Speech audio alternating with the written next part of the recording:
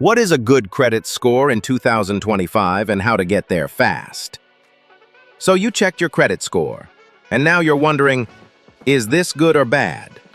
In this video, I'll break down what a good credit score looks like in 2025, why it matters more than ever, and how you can start improving yours today. Hey, welcome back to Money Mint, your go-to spot for smarter saving, spending, and credit confidence. If you're ready to take control of your finances, make sure to hit that subscribe button. Let's dive in. Your credit score is like a financial report card. It tells lenders how risky or reliable you are when it comes to borrowing money. Scores typically range from 300 to 850, and the higher your score, the more trustworthy you appear. Here's the 2025 credit score breakdown. FICO model. 300 to 579 equals poor. 580 to 669 equals fair, 670 to 739 equals good, 740 to 799 equals very good, 800 to 850 equals excellent. Goal to aim for?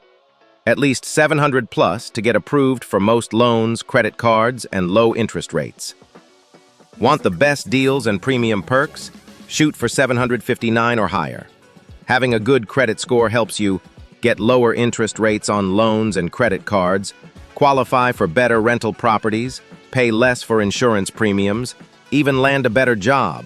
Some employers check your credit. A better score equals more money in your pocket over time. Here are 5 quick ways to boost your score. Pay on time every time. Payment history makes up 35% of your score. Keep credit utilization low. Use less than 30% of your available limit. Don't close old accounts. Length of credit history matters. Limit hard inquiries.